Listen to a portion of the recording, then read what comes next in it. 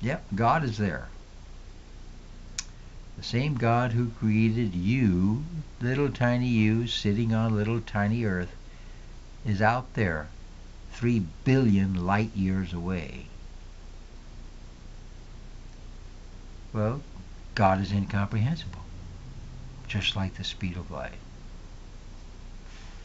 And we are all so lucky that he happens to be love. God is love, a loving God. Just imagine if he was a bastard, if he was mean. Wow. But he's not. And he loves us, and he gave us a free will. He says, I'm going to give you a body. Well, the real you is a spirit. You're a spirit. Well, I'm going to give you a covering of that spirit. I'm going to give you face, a body, hair, skin. I'm going to give you arms, fingers to do with. I'm going to give you eyes and ears and nose so that you can do things and see things. What an amazing creation the human body is. And it's just a temporary housing. This magnificent machine we call the human body. Somebody walking by again. This temporary body is so great, and yet it's going to return to dust.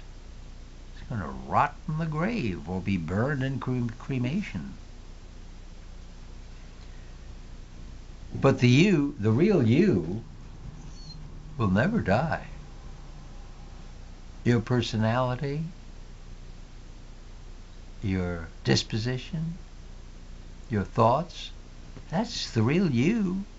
This thing is just a body. Some of us were given nice bodies. Jennifer Beal. Some of us were given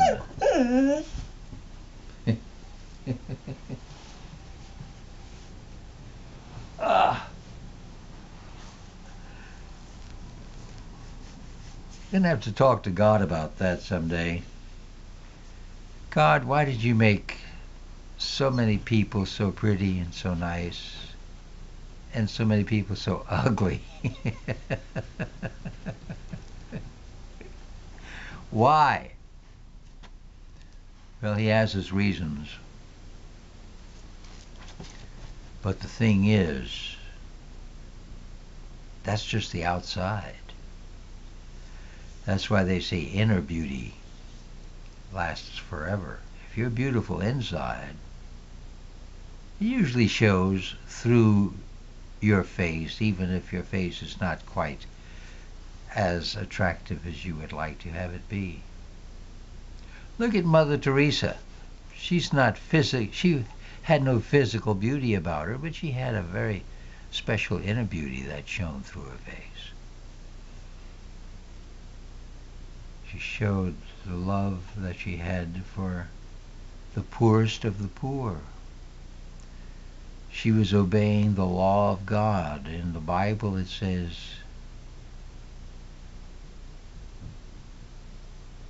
whatever you do for the least of my people, you do to me.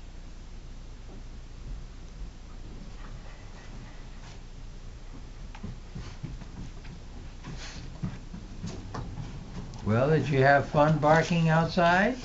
Oh, she brought her toy.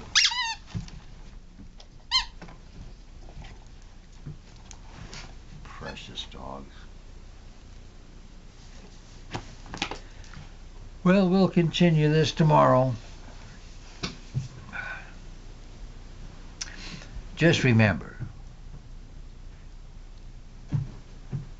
you cannot go through life breaking God's law and getting away with it. It's not going to work.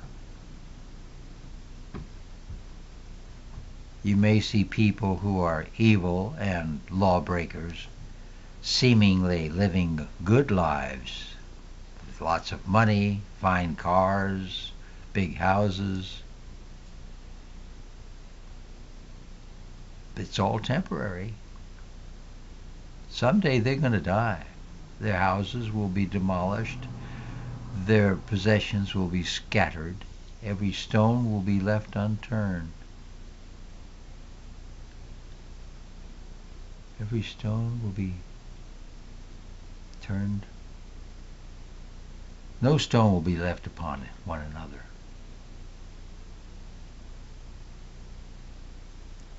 In other words, everything eventually disintegrates, even our bodies. And how you lived your life will determine where you will end up. Do you want to spend eternity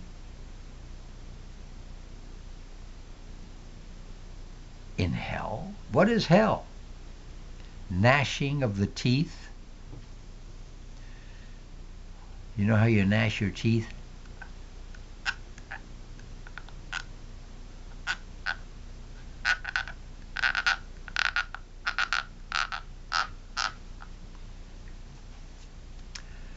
Having your flesh burn.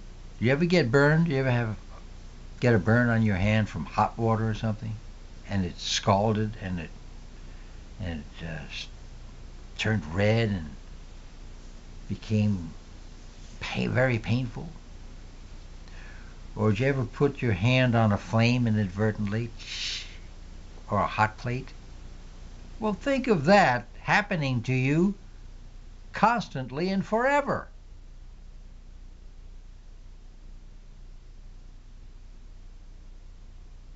You can't think of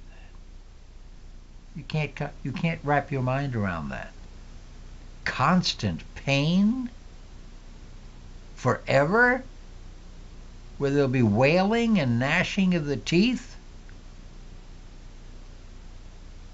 What for? Is it worth it?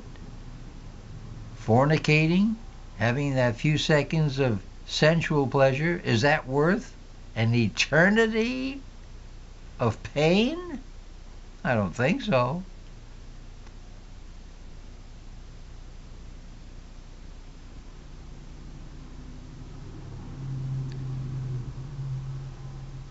It's kind of sad when you think of it. Narrow is the gate to heaven. Wide is the gate to perdition, to the netherland, to hell. And many are they who will go through it.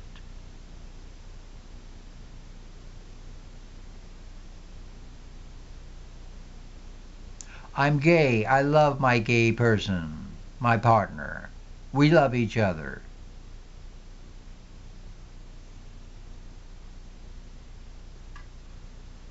Well,